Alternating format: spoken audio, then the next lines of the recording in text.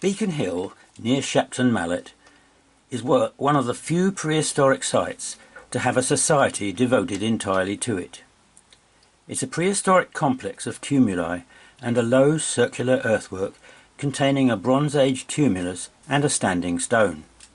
Some doubt has been cast as to the prehistoric age of the earthwork and the stone. The hill is also the site of a Roman crossroads. The major Roman road, the Fosse Way, passes through it, and it's crossed by another which originally ran from Southampton to the lead mining area of the Mendips. This crossroads is also a lay centre, a meeting point of Leys. The circular earthwork at the top of the hill, the line of the Fosse Way through the wood.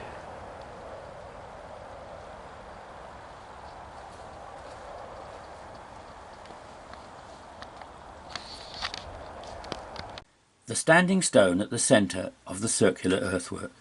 Some doubt has been cast as to whether it's prehistoric, but it could still be subconsciously sited.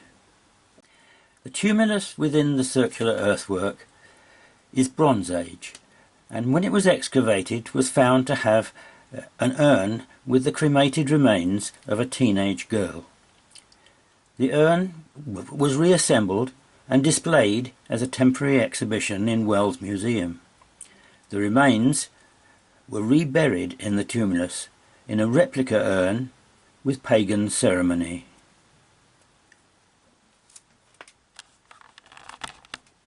The other Roman road stretch, which is the modern road for a short distance, is also on a lay, which comes through a settlement and tumuli at Westbury Beacon, north of Westbury sub Mendip, and the long barrow at Pen Hill, north of Wells. It then touches the southern tip of Maysbury Castle, then passes through the hilltop crossroads by Warren Farm and the three tumuli west of Beacon Hill, before reaching the Roman crossroads. Then it goes through a tumulus north of Witham Friary, a crossroads and remains of a priory church of Maiden Bradley, and a wood on Somerset Down.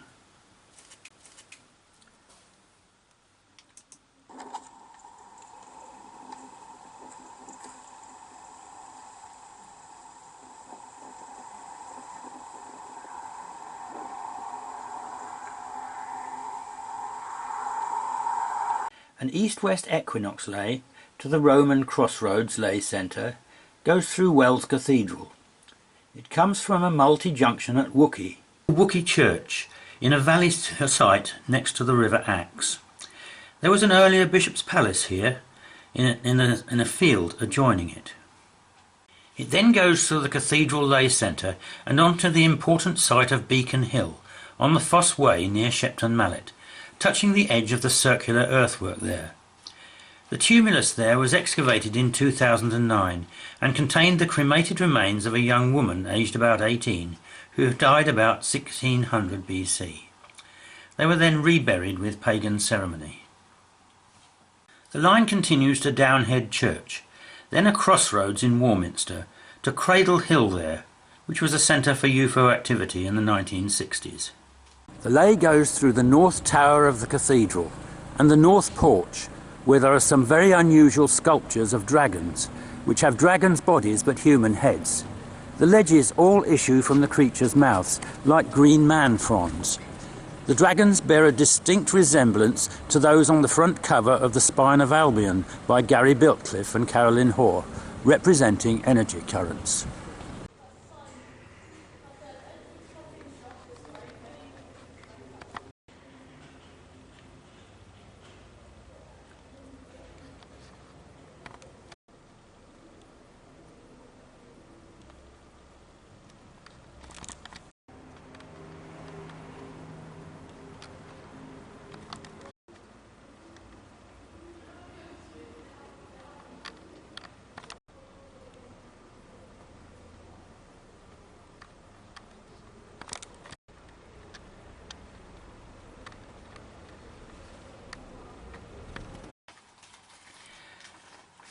Various dates from 1174 to 1230 have been assigned to the porch.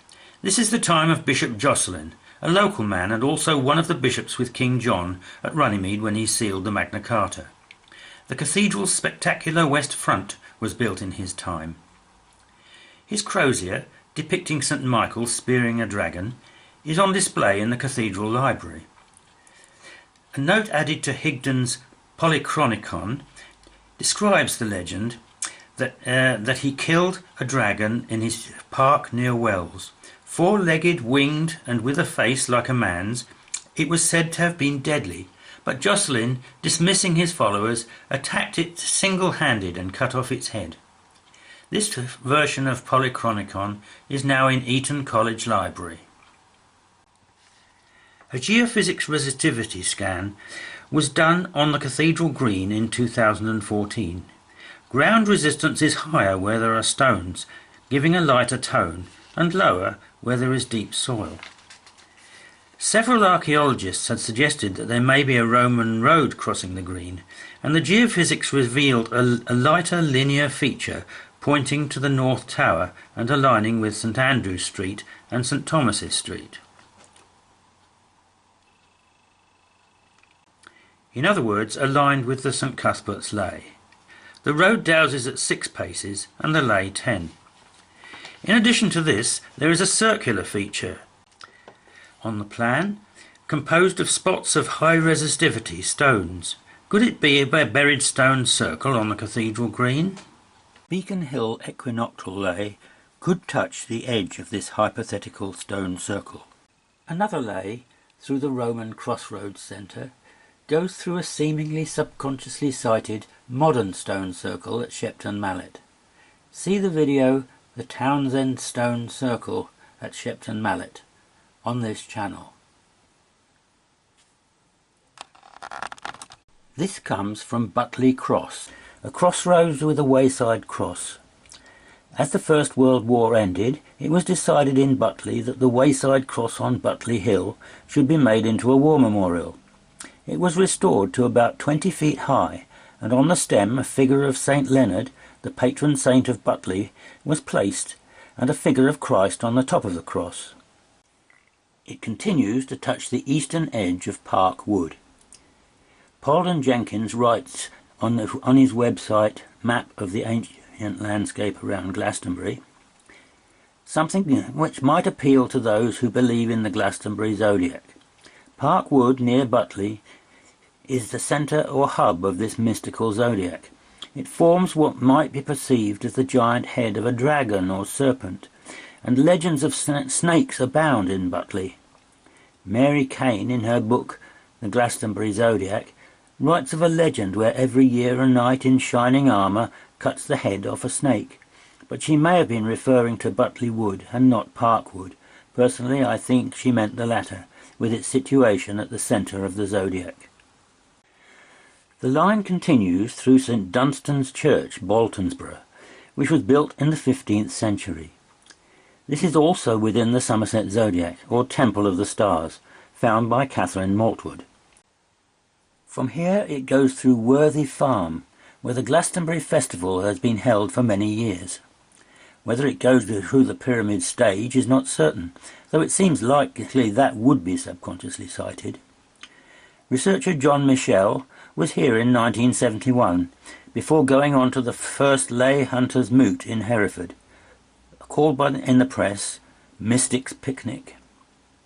It then goes on through a crossroads at Lambert's Hill to the Shepton Mallet Circle, and on to the prehistoric sites on Beacon Hill, before passing through 2 more crossroads at Holcombe and Terry Hill near Radstock. Another lay comes through Croscombe Church, then the Roman Crossroads, then Stoke St Michael Church and Mells Church.